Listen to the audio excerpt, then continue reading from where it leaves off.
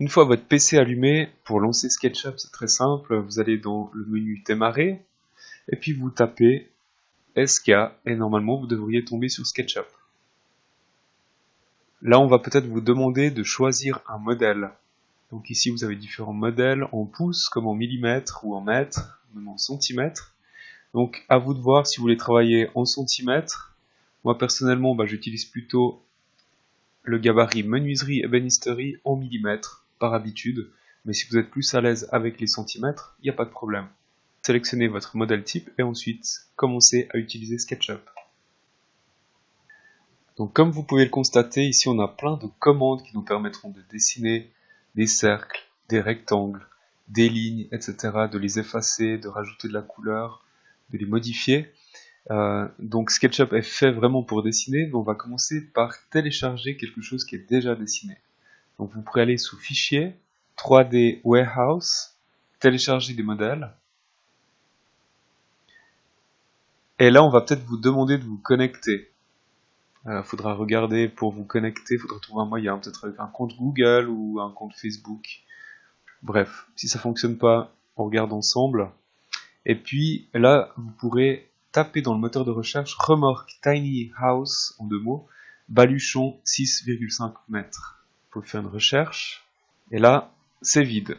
Il faut juste cliquer sur modèle et vous allez trouver la remorque tiny house sur un magnifique parquet que l'on pourra télécharger sur notre modèle. Donc on va cliquer sur la petite flèche et puis charger ceci directement dans votre modèle SketchUp. Oui. Et là, on a une surface au bout de notre clic, donc on va pouvoir amener la croix jusqu'à l'origine. Ici, c'est le croisement des 3 axes. On clique comme ceci. Et puis là, avec la roulette, si vous la déroulez, vous pouvez dézoomer. Si vous la roulez, vous pouvez zoomer. Donc on peut naviguer ainsi sur cette surface. Si on clique sur la roulette, on peut naviguer en 3 dimensions. Et puis, si l'on clique sur la roulette et qu'en même temps on appuie sur la touche majuscule, on peut se déplacer comme ça dans notre dessin.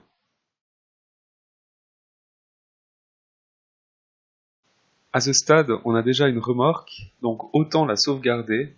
Pour ce faire, vous pouvez aller sous Fichier, Enregistrer sous, et puis là, vous pouvez simplement enregistrer sur le bureau.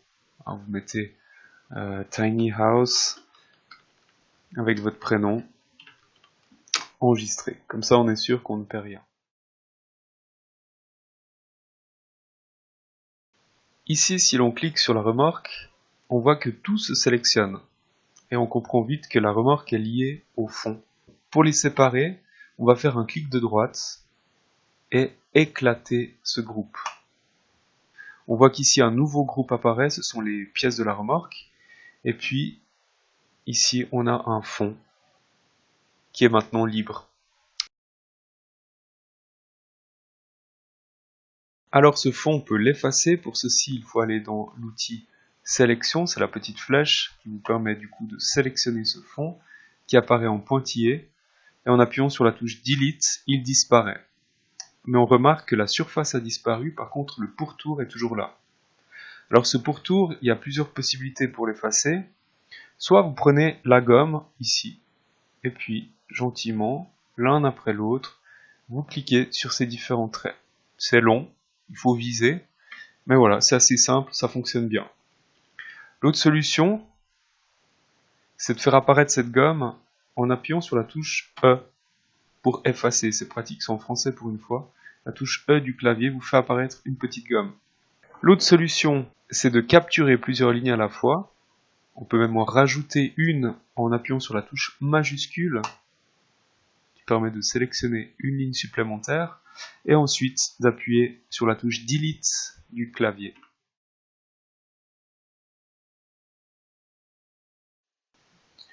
Voilà, vous l'avez sans doute compris en effaçant le fond.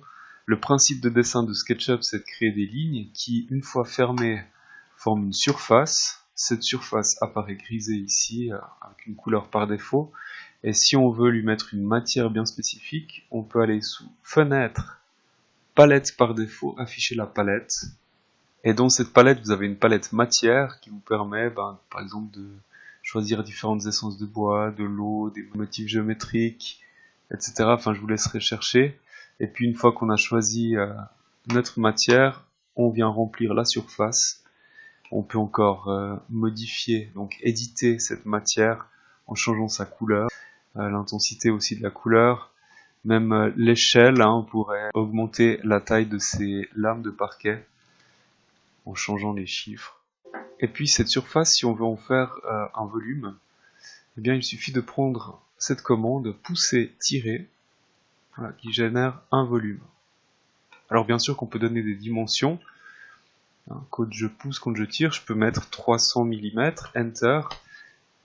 Et puis là, j'ai véritablement 30 cm de haut, 300 mm. Je peux contrôler la mesure ici, comme ceci avec le petit mètre à ruban, où je peux tirer une cote, comme ceci, si cette cote doit être visible.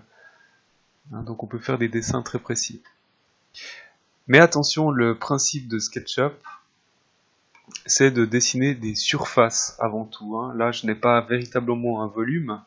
C'est comme si j'avais un volume fait de différentes feuilles de papier. Donc si là je clique sur la surface du haut, Delete, eh bien je me retrouve face à d'autres petites feuilles de papier que je peux supprimer une à une.